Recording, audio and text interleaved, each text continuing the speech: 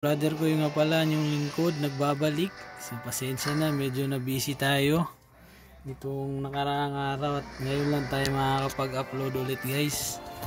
Okay, so itong video na to guys, topic natin is dagdag power score tips and guide. Okay, para at least may idea kayo guys. And then makorek ko yung sa Familiar Island guys. Baka kasi may ano kayo,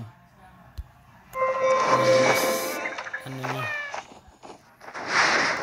ma-mislead kayo doon guys. So dito pala sa Familiar Island, doon pala sa Pet Imprint. So unahin na muna natin dito guys sa Pet Imprint. So napansin ko lang to guys, no,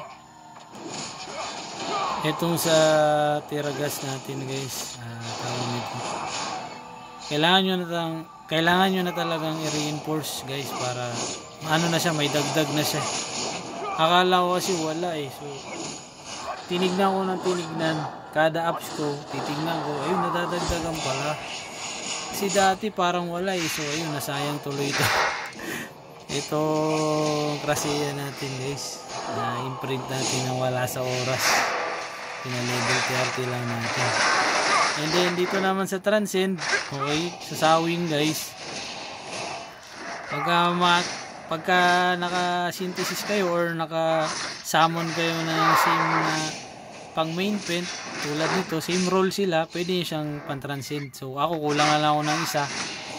Okay, hanggang 5 guys, pwede yung i-transcend yung mga natin, familiar natin pet. So ano yan, max nyan level 40 and plus 10 na reinforce. So, solid yan. So tulad dito, ito yung 20 na kasi 5 na yan, tsaka 10 na yung reinforcement nya. So ayun, at least nakakorek na dito guys sa Pet Imprint. And then dito sa Transcend naman, same role lang guys, hindi natin pwede itong pang Transcend kasi ito. So dapat ito pang ground, pang ano siya, pang ground pet. So wala pa ako ng pang ground pet na kulay yellow. Pwede natin siya ilagay dyan. Okay, and then next naman natin guys is ano oras na ba, baka okay pa, kaya pa yan. Next natin guys is dito sa blessing. Okay, sa blessing naman guys, lahat naman yan kailangan, depende na lang yan kung ano need nyo. Kasi kayo bahala talaga sa build nyo. Okay, tingnan nyo lang kung ano dito sa kahit ano na nilagay ko. Sa commune nyo naman, lahat din naman yung kailangan nyo. Depende na kung ano yung pinaka natitipuan nyo guys. Sa soulstone, lahat din naman yan. Mas maganda dyan ipantay nyo o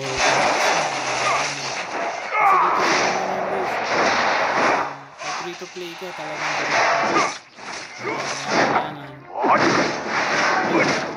unahin mo na lang soulstone kasi mas mataas yung bigay nya.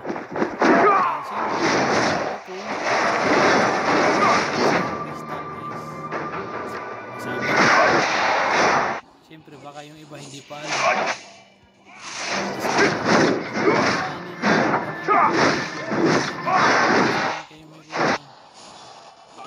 Diba?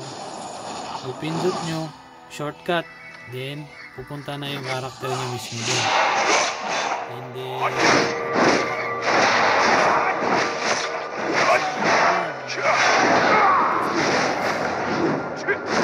tatama rin guys sa Space Time, Crusader, Pip Corps, sa Butir, lahat yan.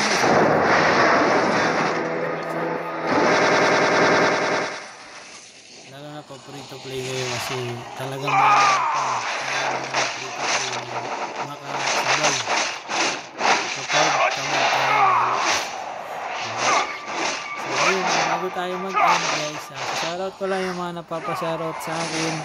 Sila Ace, shoutout sa inyo. Urohara, shoutout. Bet ba yun? Bidet, ayun, shoutout sa iyo brother. Si Fake Brush, shoutout sa iyo. Si Iraizen, shoutout sa iyo. Tsaka sino pa ba? Medyo nakalimutan ko na. Orohara. And si Butchokoy. Pinapa-shoutout niya yung Elysium Guild. Then siyempre, shoutout sa guild namin, Awaken Guild. Ayun guys, kung gusto nyo pa mag-join, okay, kailangan lang active sa Guild War. And siyempre, kailangan sumali kayo sa GC para may communication at matulungan kayo sa mga dungeons, lalo na sa Ordeal guys. Okay? So, ayun lang naman for today's video. Huwag kakalimutan mag-subscribe sa aking YouTube channel. Okay? Peace out.